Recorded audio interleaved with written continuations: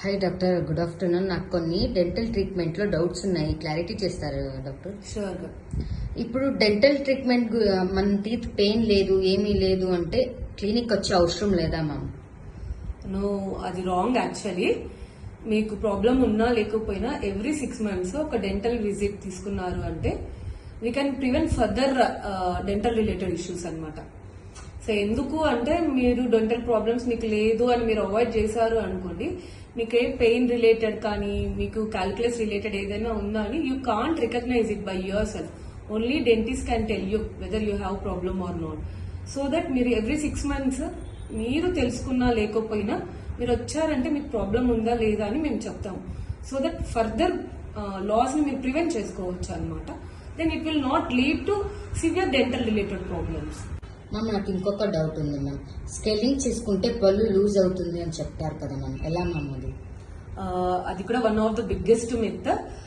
చాలా ఇయర్స్ నుంచి dental related మనం ఏం చేస్తున్నా చాలా మందికి క్లారిటీ రాని క్వశ్చన్ ఇదే అనమాట. స్కేలింగ్ చేసుకుంటే పళ్ళు లూజ్ అవుతుంది అనేది రాంగ్ యాక్చువల్లీ. ఎందుకు అంటే మీకు మీ నోట్లో ఉన్న గార వల్ల ఆల్రెడీ పళ్ళు లూజ్ అయిపోయి వీకెండ్ అయిపోయి ఉంటుంది. ఆ గార వల్ల మీ గమ్స్ బాగా డ్యామేజ్ అయిపోయి స్వోలన్ అయిపోయి దాని కింద ఉన్న బోన్ కూడా డిస్ట్రక్షన్ అయిపోయి ఉంటుంది because of the bacteria. Already అది డ్యామేజ్డ్ కండిషన్ లో ఉంటుంది. సో మనం స్కేలింగ్ చేయడం వల్ల ఫర్దర్ డిస్ట్రక్షన్ ని మనం అవాయిడ్ చేస్తాం అనమాట. అక్కడ పేషెంట్స్ ఏమనుకుంటారు, బికాస్ స్కేలింగ్ చేయడం వల్ల అదంతా రిమూవ్ అవడం వల్ల వాళ్ళ పళ్ళు లూజ్ అయిపోయింది అని అనుకుంటారు. But that is wrong actually. మీ గార వల్లనే అక్కడ మీ పళ్ళు లూజ్ అయిపోయి ఉన్న బోన్ డిస్ట్రక్షన్ అయిపోయింది అనమాట.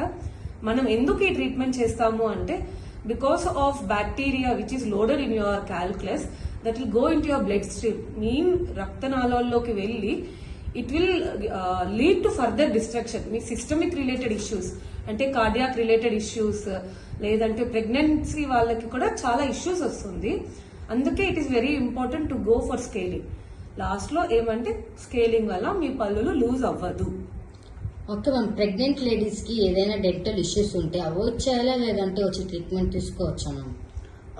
ఇది గుడ్ క్వశ్చన్ యాక్చువల్లీ. ప్రెగ్నెన్సీ వాళ్ళకి ఏం ప్రాబ్లం ఉందా లేదా అనేది వాళ్ళకి షూర్ గా నిజంగా తెలియదు. ఏదైనా ప్రాబ్లం ఉందా అంటే it will be related to calculus or cavities అనమాట. ఖచ్చితంగా ప్రెగ్నెన్సీ వాళ్ళు వచ్చి ట్రీట్మెంట్ చేయించుకోవాలి. ఎలాంటి ట్రీట్మెంట్స్ సజెషన్స్ అవన్నీ మేమే చెప్తాం యాక్చువల్లీ. మీరు ట్రీట్మెంట్ చేసుకోకుండా ఉన్నారు అంటే బికాస్ ఆఫ్ క్యాల్కులస్, ఆబ్వియస్లీ నేను లాస్ట్ క్వశ్చన్ కి ఆన్సర్ ఇచ్చినట్టు క్యాల్కులస్ లో ఉన్న బ్యాక్టీరియా మీ బ్లడ్ స్ట్రీమ్ లోకి వెళ్ళి మళ్ళీ